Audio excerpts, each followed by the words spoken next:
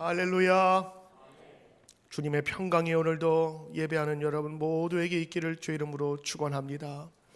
오늘 여러분과 함께 어둠에 오신 빛 예수님이라는 제목으로 말씀 같이 나누겠습니다. 연말 크리스마스 시즌이 왔음을 알리는 상징이 있습니다. 그것은 불빛이 등장하는 것입니다.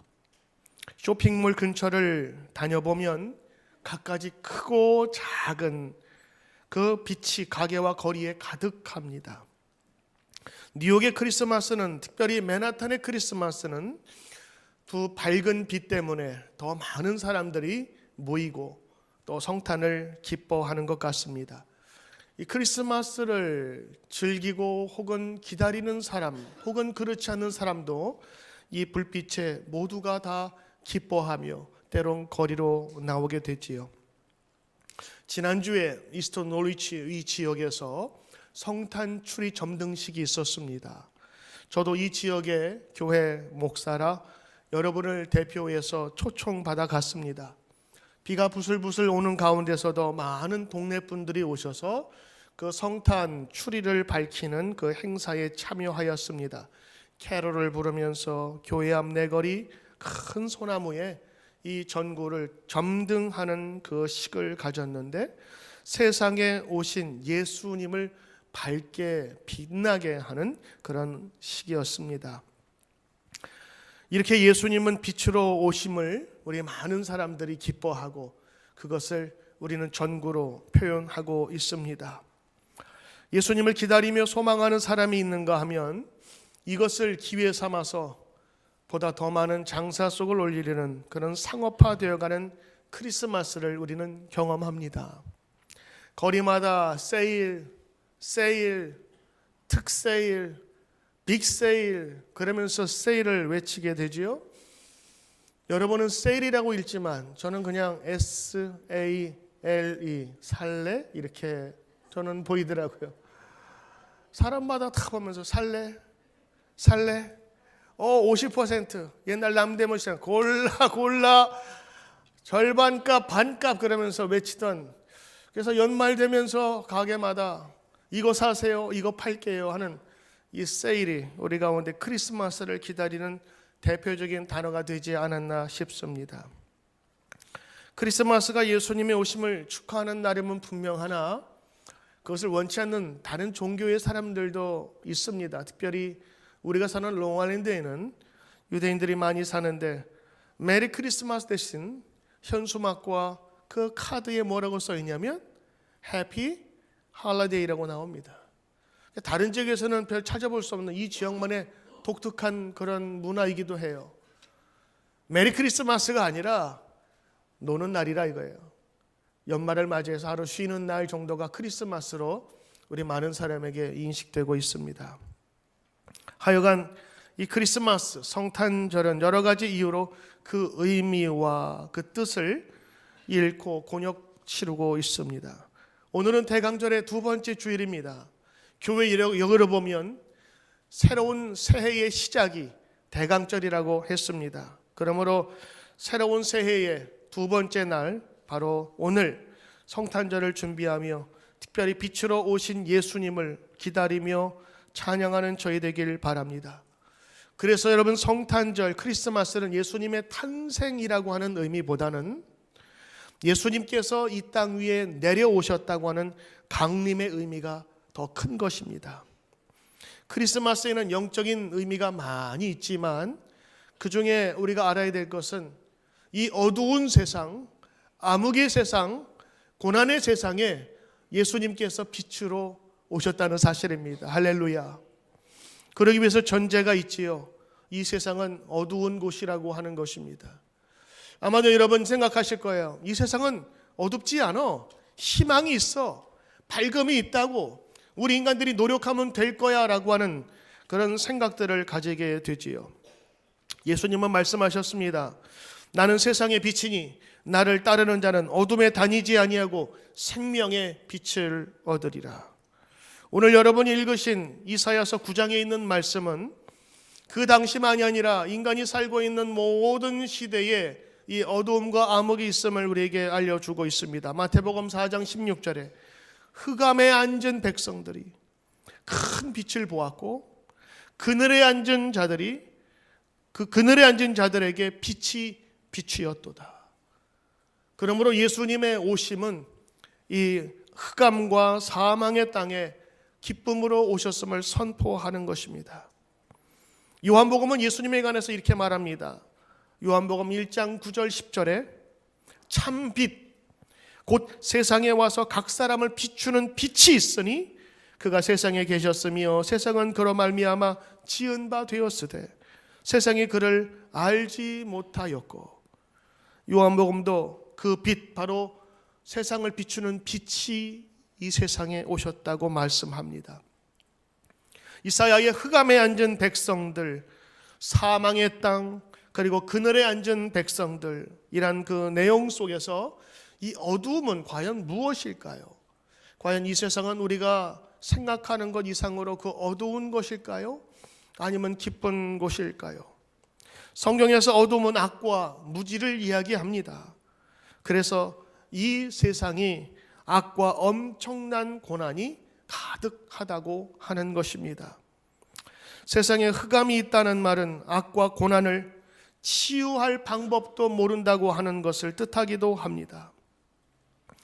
20세기에 가장 많은 영향력을 주었던 여러 사람들 중에 체코 공화국의 초대 대통령을 지낸 바츠라프 하벨이라는 사람이 있습니다.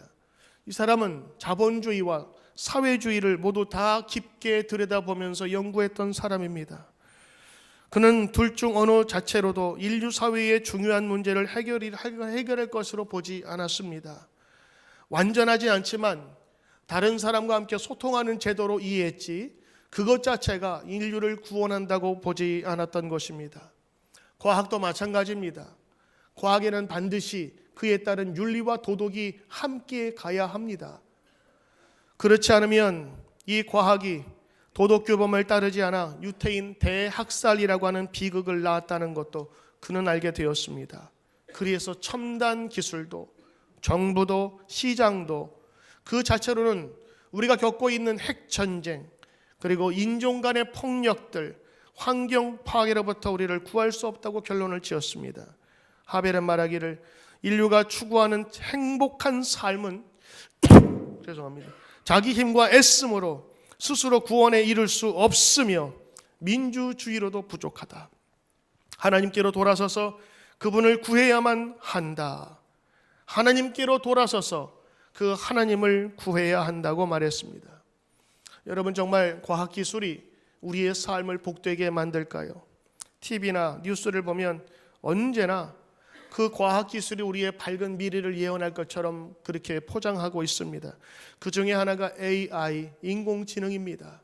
요즘에 자율주행차, 그리고 자동으로 모든 데이터를 검색해서 법률 서비스, 의료 서비스, 그래서 우리 인간이 갖고 있는 난치병, 모든 암을 치료할 것으로 그렇게 내다보면서 의학계, 과학계 모두 쌍수를 들어서 제4차 미래 산업을 준비할 것이라고 믿습니다.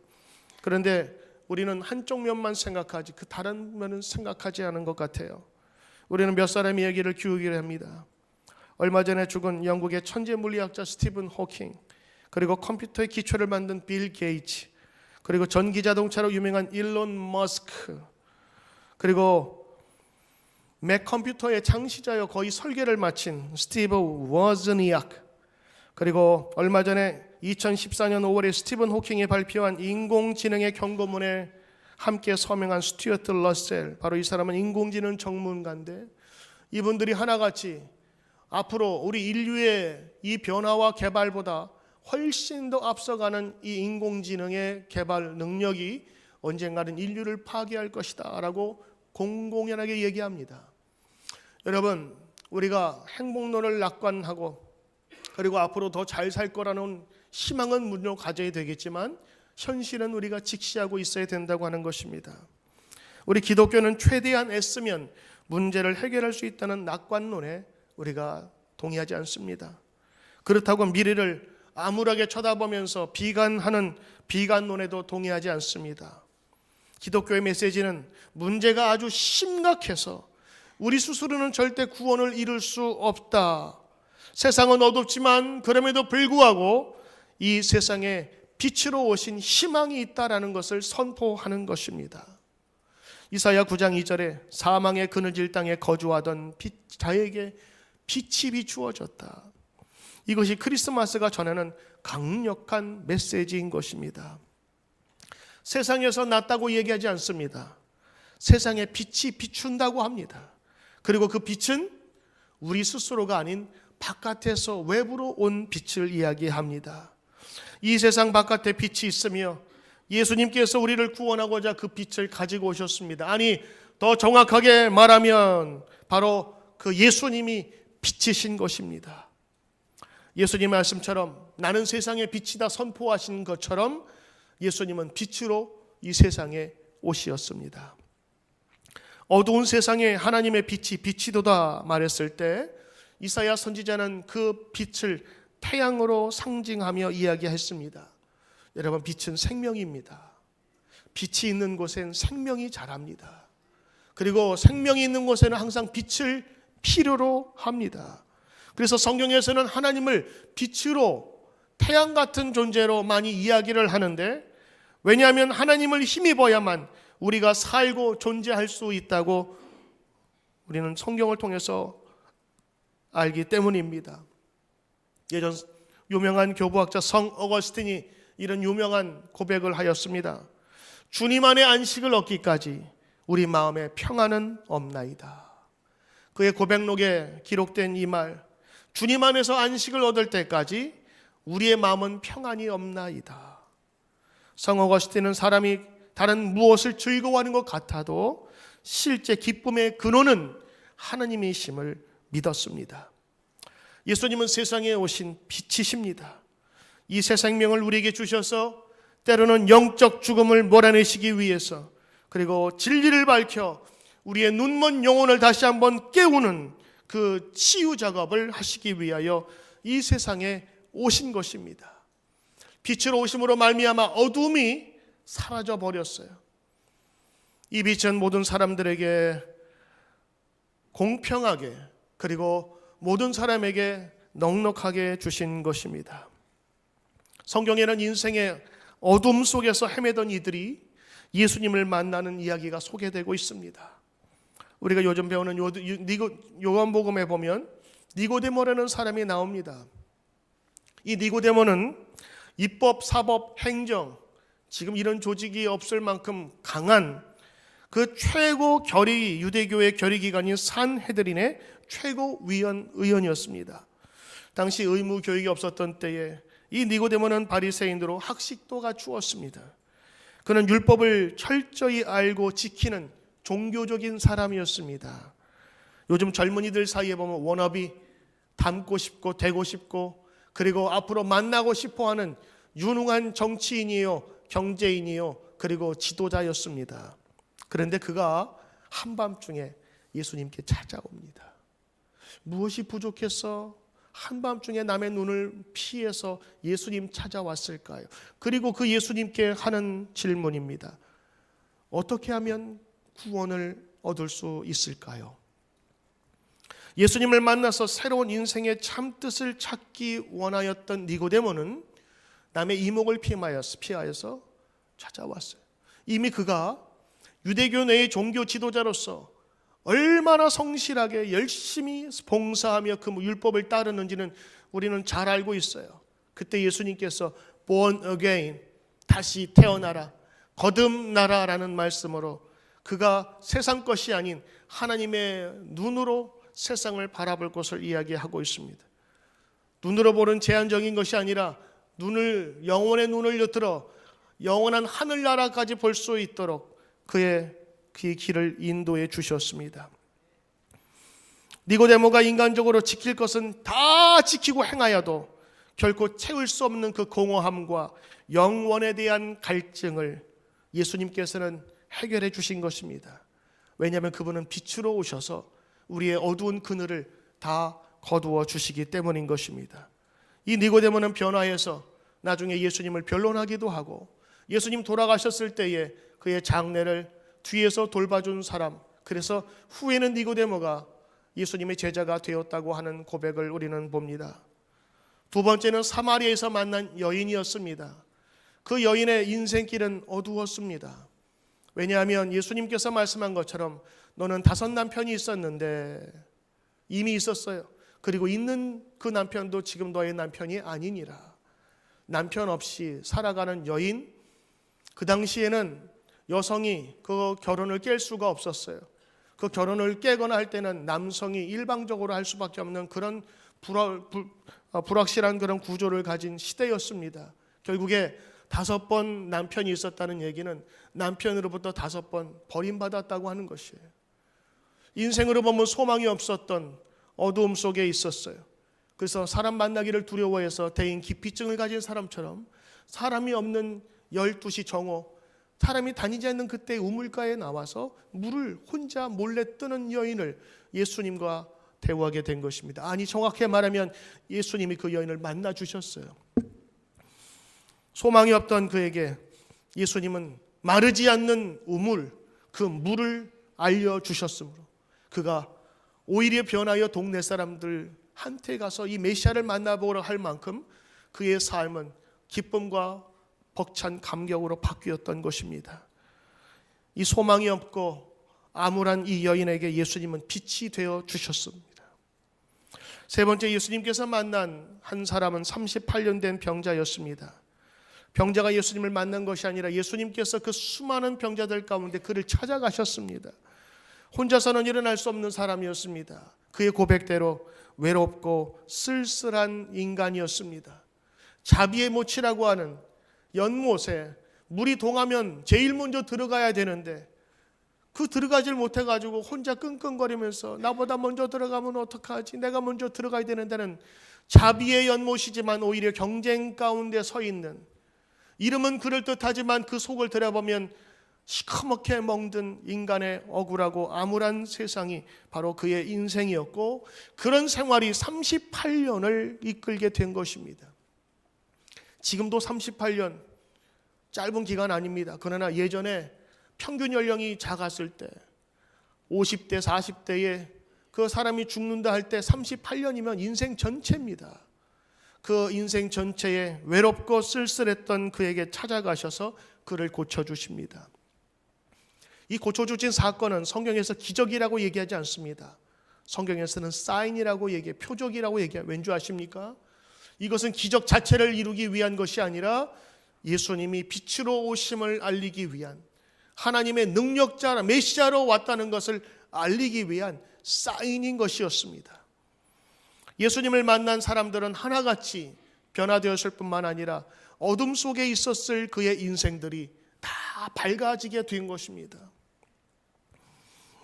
이사야 선지자는 이사야 42장과 55장 사이에 종의 노래에서 장차 오실 신비의 구원자를 이렇게 말하였습니다. 그가 찔림은 우리의 허물 때문입니다. 그가 상함은 우리의 죄악 때문입니다.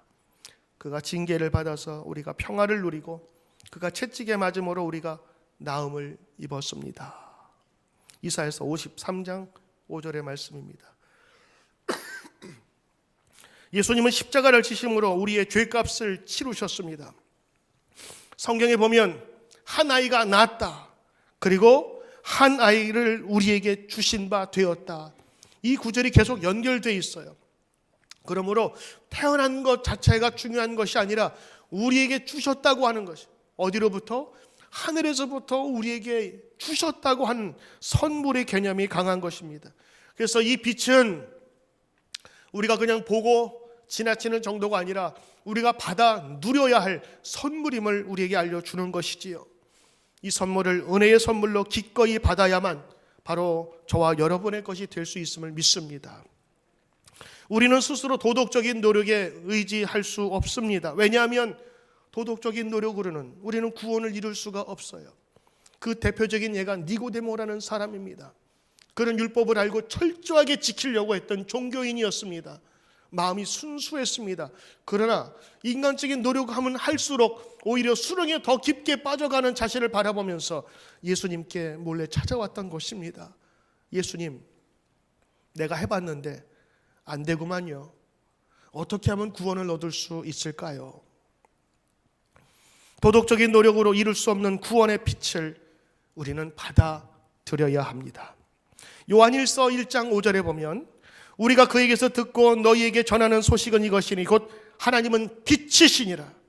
그에게는 어두움이 조금도 없으시다 하는 것이 아니라 만일 없으시다는 것이려니와 만일 우리가 하나님과 사귐이 있다 하고 어둠에 행하면 거짓말을 하고 진리를 행하지 아니하려미와 그가 빛으로 계신 것 같이 우리도 빛 가운데 행하면 우리 가운데 서로 사귐이 있고 그 아들 예수 그리스도의 피가 우리의 모든 죄에서 깨끗하게 하실 것이요. 아멘. 하나님은 빛이시라. 우리가 하나님을 섬기고 예배드리면 따라가면 하나님의 빛이 우리에게 비추어서 우리에게 어둠을 다 사라져버리게 하는 것입니다. 빛이신 예수님을 따라갔던 성경의 많은 사람들은 광명을 보고 빛된 삶으로 변화하게 되었습니다. 찬송가 중에 나 같은 죄인 살리신 주내 놀라와 405장을 작곡한 존 뉴턴이라는 목사님은 원래 흑인 노예 매매업에 종사하던 사람이었습니다. 수많은 사람을 잡아다가 노예처럼 짐승처럼 아마 그 과정에 여러 사람도 죽였을지 모르겠습니다. 말 안 듣는다는 이유로. 그런 후에 예수님 만나서 자기의 죄를 씻을 수가 없었는데 예수님 만나면서 과거의 죄를 씻음 받았음을 다시 한번 감사하면서 빛 가운데 살게 되었어요. 그가 지은 가사의 마지막은 이렇습니다. 잃었던 생명 찾았고 광명을 얻었네. 그 광명은 빛 중에서 가장 밝은 빛을 이야기합니다. 내가 가장 밝은 빛을 찾음으로 말미암아 내 어두운 과거를 주님께서 씻음을 믿습니다. 이제는 주님의 종이 되어 그 빛을 전하는 사람이 되겠습니다. 얼마나 큰 변화여 놀라운 사건입니까? 빛 대신 예수님을 만나니 그가 빛의 삶을 살게 되었다고 하는 것입니다. 우리는 예수님을 믿으면 종교를 가졌다 이렇게 얘기하지만 여러분, 그건 종교 이상입니다. 종교는 의식으로 끝날 수 있지만 아닙니다. 이 기독교는 종교로 끝나는 것이 아니라 생명력이 있는 것입니다. 생명의 변화를 일으키는 역사를 우리는 받아들이는 것입니다. 예수님 말씀하십니다. 나는 빛으로 세상에 왔나니 물을 나를 믿는 자는 어둠에 거하지 않게 하려 함이니라. 예수님을 따르는 자에게는 이 어둠이 없는 밝음의 길을 걸을 수 있도록 주님께서 만들어 주신다고 하는 것입니다. 어둠에 거하지 말아야 합니다. 예수님은 이 어둠을 쫓아내기 위해서 오셨습니다. 때로는 질병도 우리에게 어두움입니다. 허무와 절망도 우리에게 어두움입니다. 두려움도 어두움입니다. 이 세상에 우리에게 고통을 가져다주는 어둠이 참 많지만 예수님은 참 빛이라 예수님이 우리 가운데 오시면 우리에게 어둠에 거하지 않도록 만들겠다는 그 약속 우리가 붙들고 나아가야 될 줄 믿습니다. 빛 대신 예수님은 우리 교회 성도에게도 찾아오셨습니다. 상당히 오랫동안 아팠던 분이 계셨습니다. 교회 나오지 못할 정도로 아프시기에 그의 집때마다 집으로 방문하고 신방하며 위로했습니다. 정말 아플 때는 아파서 몸이 아파서가 아니라 그의 마음에 근심이 가득한 것처럼 보였습니다. 병원에서도 무슨 병인지 모르고 치료를 받아도 잘못 받은 것 같고 이 병원 저 병원 다녀보니까 자신의 그 병을 진단하는 그 의사들의 진단이 다르니 더욱더 속이 상했던 것이었습니다. 인터넷을 뒤져보면서 오히려 의사보다 더 많은 지식을 갖고 있었던 것 같으나 그의 마음은 어두워져 있었어요. 몸이 아픈 것도 힘든 일이지만 마음이 점점 어두워져 갑니다. 첫째, 얼굴에 핏기가 없어져 버려요. 그리고 근심과 염려와 어둠의 말을 하기 시작합니다. 그분이 그 아픈 가운데 예배에 다시 나오기 시작했습니다. 결심하고 나온 것이지요.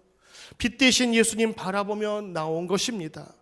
12년 동안 고생하며 돈은 돈대로 다 쓰면서도 몸에서 피가 흐르는 혈류병을 가진 여인이 예수님 옷자락이라도 만지면 좋겠습니다 하면서 그것을 만졌을 때 치료받은 것처럼 그 믿음으로 나오신 것이었습니다. 빛이신 예수님께 가면 나으리라는 믿음, 바로 그것이 그를 건강케 하고 그를 살리게 되었어요. 얼마 전부터 얼굴을 봤는데 깜짝 놀랐어요.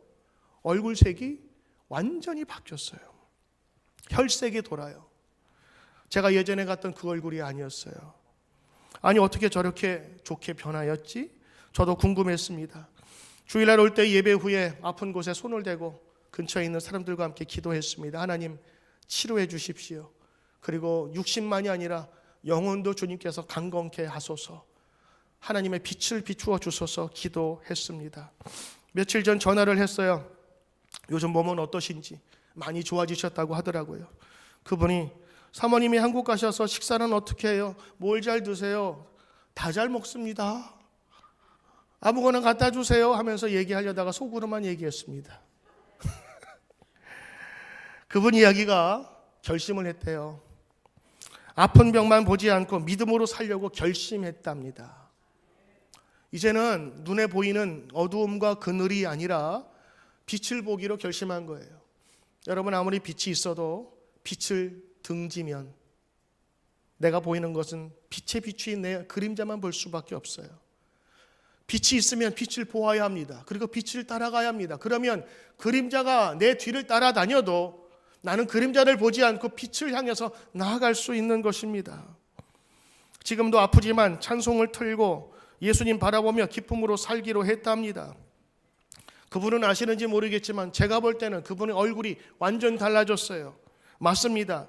예전에는 빛에 비추인 내 아픔의 그림자만 보았습니다만 그러나 빛 대신 예수님을 보기로 결심한 이후에 그의 어두운 마음을 주님께서 물리쳐 주시고 건강까지 주셨습니다. 그분의 간증을 들으면서 제가 아멘, 아멘, 아멘 했어요. 위로하고자 목사가 전화했는데 설교는 집사님이 하고 은혜는 제가 받았습니다. 여러분 예수님 내려오셨어요. 여러분 이 세상에 내려오셨어요. 밑바닥까지 내려와서 우리를 사랑하셨습니다. 그게 여러분 성탄절의 의미예요. 그냥 아기 하나 낳았다라는 정도가 아니라 저 위에 계신 하나님의 아들이 이 세상에 내려오셔서 우리에게 선물로 주임을 받은 바, 때로는 우리에게 어둠과 암흑과 고통이 있는 이 세상 속에서 새로운 빛으로 다시는 빛의 자녀로서 어둠에 거하지 않는 축복을 주시기 위해서 나는 빛이다 선언하기 위해서 오신 예수님, 우리 그분을 믿는 것입니다. 이것이 성탄을 준비하는 대강절의 참된 모습입니다. 여러분 우리가 예수님 오신 것을 마음으로 준비하고 기억하지 않으면 이 연말연시 후딱 지나갑니다. 금방 지나가 버려요. 이제 성탄절 한 15일밖에 남지 않았는데 여러분은 예수님 오심을 어떻게 준비하고 계십니까? 예수님은 낮고 낮은 이 세상에 오셔서 우리를 사랑하시고 십자가에 그의 인생을 내어주셨습니다. 우리도 영적으로 거듭나고 위대한 사랑을 경험하려면 예수님과 같은 길로 내려가야 하는 것입니다. 오늘 기도하신 장로님의 기도처럼 우리가 주님의 겸손을 배우게 하소서. 그 겸손 따라 저희도 겸손하게 하소서. 예수님 낮아지시고 내려오셨기에 우리도 내려가는 것입니다. 때로는 겸손의 자리로 내려가고 죄가 없다고 버틸 것이 아니라 나는 죄인입니다 하는 죄인의 자리에 내려가서 예수님의 은혜를 바라보아야 합니다. 그 회개의 자리를 건너지 않으면 우리는 아직도 내 속에서 살아있는 그 높아짐과 내 자존심이 주님 앞에서 철저하게 무릎 꿇지 못하게 하는 것을 우리는 알아야 하는 것입니다. 어둠이 가득한 세상에 오셨으나 빛으로 오시어 이 모든 어려움을 다 쳐부시고 다시 하늘로 올리신 예수님을 믿어야 하는 것입니다. 그러므로 예수님의 내려오심은 내려옴의 문제가 아니라 다시 올라가기 위하여 내려오신 것입니다. 빛이신 예수님께서 오시면 그 어떤 암흑도 어두움도 스스로 물러갈 줄 믿습니다. 그 방 안에 어두움이 있다면 어둠을 쫓아내기 위해서 허공에 주먹을 쥐고 어둠이여 물러가라고 싸울 필요가 없습니다. 단지 여러분의 손으로 스위치를 켜기만 하면 됩니다. 스위치를 켜는 동시에 빛이 들어오고 어둠은 저절로 스스로 물러가게 되어 있습니다. 어거스틴은 말했습니다. 세상에 악이 창궐하고 사랑이 없는 이유가 무엇이냐? 그것은 사랑의 빛이 없기 때문이다 말했어요. 맞습니다. 우리 가운데 어둠은 분명히 있습니다. 그러나 그 어두움과 싸울 필요 없습니다. 빛 대신 예수님을 맞이하시고 선언하시고 빛의 자녀로 살아가기를 주의 이름으로 축원합니다.